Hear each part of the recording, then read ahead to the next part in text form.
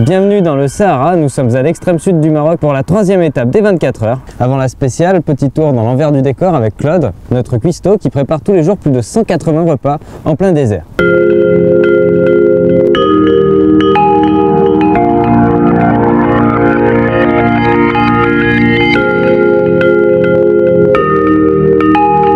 C'est notre ami qui nous trouve tous les marchands pour avoir les meilleurs prix, pour que tout le monde soit content à table.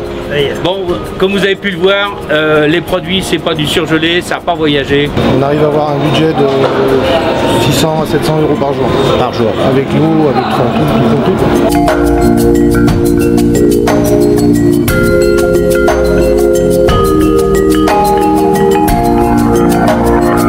Avec du poulet fermier du pays. Qu'est-ce qu'on met comme épices qui vont bien avec? Pour les grillades poulet, on utilise l'épice qu'on appelle charmola.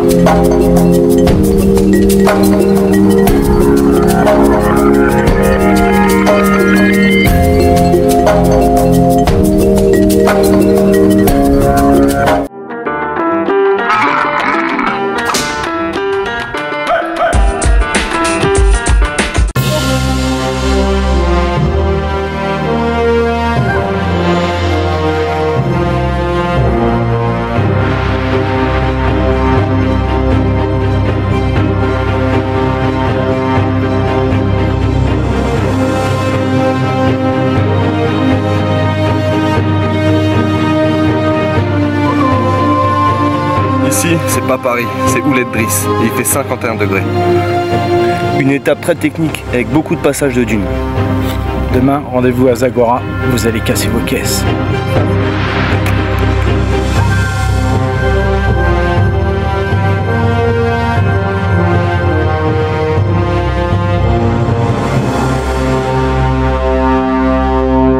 « 51 degrés en plein soleil, une chaleur écrasante était encore de la partie aujourd'hui. Elle a malmené les concurrents et les machines. Une étape difficile qui a secoué le rallye.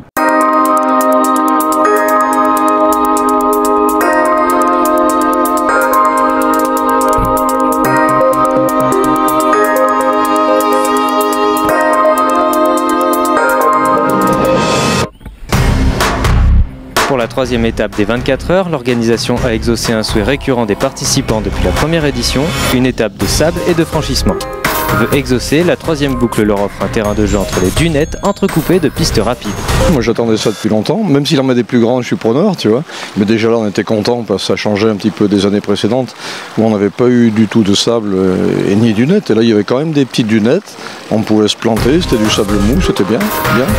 Contrairement aux 2 spéciales précédentes, le départ des 6 heures de Ouled-Driss s'est fait en ligne dans une grande plaine entourée de dunes. Toutes les voitures sont parties plein gaz et certains se sont fait rattraper par le relief du terrain. 1 kilomètre après le départ, désorienté par la poussière, le team RM Sport se fera piéger par un jump. Je ne sais pas ce qui s'est passé, il n'y avait pas de saignée, la voiture s'est plantée, on est parti tout de suite en tonneau vers l'avant, mais je pense qu'on n'était pas trop vite parce que justement on cherchait notre piste et puis on vient de changer 2 amortisseurs là à l'avant là, parce qu'on en a cassé un hier. C'est pas normal qu'on soit parti vers l'avant, ça veut dire que l'amortisseur il s'est enfoncé puis hop, il nous a jeté le cul en arrière et puis voilà, puis après tu fermes les yeux et puis t'attends que ça se passe. Quelques centaines de mètres plus loin, le team Lotus Sport Event subira le même sort. Traumatisé un petit peu par le choc parce qu'on a fait plusieurs tonneaux par l'avant et puis voilà, donc la bagnole est foutue, j'ai 2 doigts qui sont dans le sac là et puis j'étais dans la poussière hein, donc je faisais comme les autres mais il y en a un celui qui est devant moi a mieux passé que moi quoi. Voilà donc tout est fini. Passé le départ mouvementé, les concurrents prennent le pas sur la piste. Eric Vigouroux remonte son retard sur le Marocco Racing Team et prend la pole position au général dans le second tour. Jean-Jacques Radley se blessera dans son premier tour après un jump sur une dunette, sa main se coincera dans le volant, il se fracturera le poignet.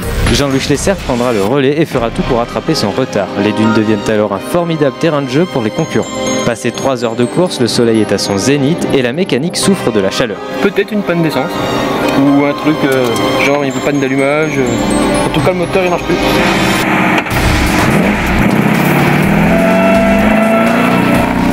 J'ai apprécié l'épreuve, oui les dunes étaient excellentes, on avait peur de se perdre, or ce n'était pas le cas, on ne s'est pas perdu une seule fois.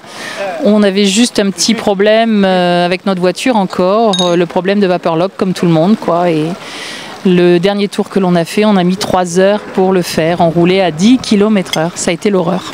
Le vapeur lock, c'est connu, on connaît le remède. Et les 3/4 de ceux qui l'ont disent ah oui, mais ça sert jamais. Aujourd'hui, on avait 42 degrés ou 45 degrés à l'ombre, 51 au soleil. Avec les contraintes mécaniques, on a de l'essence à 80 degrés, c'est ce qui a créé l'incident du jour d'ailleurs. Donc il faut la chauffe moteur, la chauffe de l'essence, c'est le premier ennemi de la course dans ces conditions-là. Le Trophy Truck conservera le meilleur temps de l'étape durant toute la spéciale. En T2, le team CGA Aventure prend la tête au classement grâce à l'incident du team Letus Sport Event. Au bout de 5 heures, un nouvel incident survient et stoppe la course. Un incendie au ravitaillement contraint le Marocco Racing Team à l'abandon. Au moment où on a voulu ouvrir les réservoirs et le bidon, il y a eu c'est même pas le carburant qui a pris feu, en fait c'est le gaz vu la température du carburant. Et ça a fait une explosion et malheureusement on a un mécano qui est relativement blessé. Jean-Louis Schlesser qui est aussi bien brûlé dans le visage. Maintenant on a demandé à Eric de terminer, de remporter cette course en hommage à tous nos petits blessés, toutes les catas de la journée. Eric Vigouroux se retrouve donc en tête et devra gérer la spéciale de Zagora pour être sur la première marche du podium. Bon, déjà par rapport à l'incident d'aujourd'hui, ce qui nous console sur le plan sportif, c'est le fait qu'au moment où l'incident est arrivé, le moment où le feu s'est déclenché sur le ravitaillement de la voiture numéro 1, on était déjà en tête de 20 minutes. Donc je dirais que ça change un petit peu les choses par rapport à la situation où on se serait retrouvé en tête parce qu'il y a eu cet accident. La troisième étape fut décisive pour le classement. Les différents faits de course ont bouleversé l'ordre des choses. Au classement de l'étape, EV Racing est premier, le Marocco Racing Team second malgré les événements. Le team Sodicar est troisième et devrait logiquement atteindre la seconde marche du podium.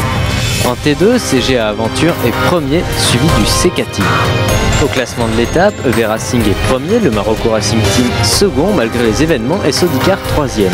En T2, CGA Aventure est premier, suivi du CK Team. Au général, le Trophy Truck est en tête, suivi du Marocco Racing Team. Sodicar est en troisième position avec 51 km de retard. Jean-Claude Rebout avec Équipe Red les talonne. En T2, CGA Aventure dispose aussi de 51 km d'avance sur leur concurrent, le CK Team.